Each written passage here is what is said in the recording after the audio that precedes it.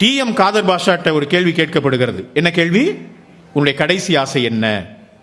காதர் பாஷா சொல்லுகிறார், நான் சாவதற்கு முன்னால் ஹார்மோனியம் வாசிக்க விரும்புகிறேன், ஒரு பக்தி பாடல் பாட விரும்புகிறேன்.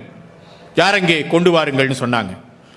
தூக்கு மேடையில் கொண்டு வந்து ஹார்மோனிய கட்டைகளை வைத்தார், ஹார்மோனிய பெட்டியை வைத்தார்கள். அந்த ஹார்மோனிய கருப்பு வெள்ளை கட்டைகள் மீது விரலை படரவிட்டான் ஹார்மோனிய சக்கரவர்த்தி டி.எம். காதர் பாஷா. அப்படி வாசிக்க ஆரம்பிச்சு ஒரு பாடலை பாடினார். பாடல் என்ன பாடல் தெரியுமா? சுருளிமலை மேலே மேவும் சீலா, உன்னை தோத்தரித்தேன் சுப்பிரமணிய வேளா என்று தொடங்குகிற பாட்டு. முருகப்பெருமான் மீது பாடலை பாடுகிறார். அருமை பெரியோர்களே, ராக தாள விந்யாசங்களோடு கமகங்களோடும் மிருகாக்களோடும் அந்த பாடலை விஸ்தாரமாக பாடுகிறார் காதர் பாஷா. இங்க யார் யார் அந்த இடத்துல இருந்தா? அந்த சிறை அதிகாரி வார்டன் ஒரு வெள்ளைக்காரர், அந்த லிவரை இயக்குற ஒருத்தவன் வெள்ளைக்காரன், இறந்த பிறகு தூக்கில இடப்பட்டு இறந்த பிறகு இறந்து விட்டார் என்று நாடியை பார்த்து டெத் சர்டிபிகேட் கொடுக்க வேண்டிய ஒரு டாக்டர் வெள்ளைக்காரங்களா இருக்காங்க. இவர் பாட ஆரம்பிக்கிறார். சுருளிமலை மேலே மேவும் சீலா, உன்னை தோத்தரித்தேன் சுப்பிரமணிய வேளா என்கிற பாட்டை விஸ்தாரமாக பாடுகிறார். ராக தாள விந்யாசங்களோடு கமகங்களோடும் மிருகாக்களோடும் அவர் அந்த பாடலை பாடி முடிக்கும் போது 3/4 மணி நேரம் ஆயிருக்கு. அது ஒரு பாட்டு பாடி முடிச்சாரு. அப்படியே நின்று கேட்டுட்டு இருந்தாங்க வெள்ளைக்காரங்க. பாடி முடித்த பிறகு மணியை பார்த்தால் தூக்கிலே போட வேண்டிய நேரம் கடந்து 20 நிமிடங்கள் ஆயிடுச்சு. சிறையில் ஒரு விதி இருக்கு, ஏதாவது ஒரு காரணத்தால் உரிய நேரத்தில் தூக்கிலே போடவில்லை என்றால் மீண்டும் நீதிபதியின் முன் நிறுத்தி மறு உத்தரவு பெற்ற பிறகுதான் தூக்கிலே போடணும்னு. அங்க இருந்த சிறை அதிகாரிகள் அந்த வெள்ளைக்காரங்க ரொம்ப நியாயமானவங்க போல இருக்கு.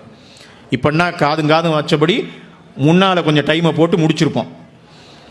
அவங்க மறுநாள் கொண்டு போய் நீதிமன்றத்துக்கு முன்னால நிறுத்துறாங்க. நீதிபதி ஒரு வெள்ளைக்காரர். அவர் கேட்டார், நேத்து ஏன் தூக்கில போடலை இவர் ஒரு பாடல் பாடினார், கேட்டுக்கொண்டிருந்தோம், நேரம் போனதே தெரியவில்லை. என்னையா இது? தூக்குல போறதுங்கிறது என்ன? டெய்லி 4 தூக்கா போடுறீங்க, அரிதினும் அரிதான விஷயத்துக்கு தானே தூக்குல போடுறோம், ஏன் இதை தவற விட்டீர்கள் என்று கேட்டுவிட்டு நீதிபதி கேட்டார், அப்படி என்ன பாடினார்? கூண்டுல கொண்டு வந்து நிறுத்தினாங்க காதர் பாஷாவை. ஹார்மோனிய பெட்டி கொண்டு வந்து வைக்கப்பட்டது. அருமை நண்பர்களே, மீண்டும் ஹார்மோனிய சக்கரவர்த்தி இசைக்க ஆரம்பித்தார். அதே பாட்டு, சுருளிமலை மேலே மேவும் சீலா, உன்னை தோத்தரித்தேன் சுப்பிரமணிய வேளாங்கிற பாட்டு. மீண்டும் 3/4 மணி நேரம் அப்படியே பின் டிராப் சைலண்ட். குண்டூசி விழுந்தா கூட கேட்கும், அவ்வளவு அமைதியாக கேட்கிறார்கள். அங்க ஒரே ஒரு குரல் மட்டும்தான், ஹார்மோனிய சத்தமும் காதர் பாஷாவுடைய குரலும். 3/4 மணி நேரம் அப்படியே கேட்டுக்கொண்டிருந்த போது அந்த வெள்ளைக்கார அதிகாரியினுடைய கண்களிலே இருந்து 2 சொட்டு கண்ணீர் கீழே விழுந்தது. அவன் பேனாவை எடுத்து எழுதினான், இப்படி உருக்கமாக பாடுகிற இவன் ஒருபோதும் கொலை செய்திருக்க வாய்ப்பே இல்லை, இவனை விடுதலை செய்கிறேன் எழுது. ஆனால் அருமை பெரியோர்களே, இதில் ஒரு நுட்பத்தை நீங்கள் கவனிக்க வேண்டும். பாடியவன் ஒரு இஸ்லாமியன், பாடப்பட்ட பாடல் முருகப்பெருமானின் மீது. அதை கேட்டு கிறங்கி நின்றவர்கள் தமிழே அறியாத கிறிஸ்தவர்களாகிய ஆங்கிலேயர்கள். இசைக்கு, கலைக்கு மொழி இல்லை, தேசம் இல்லை என்பதை நிரூபிக்கிற ஒரு நிகழ்வு இது.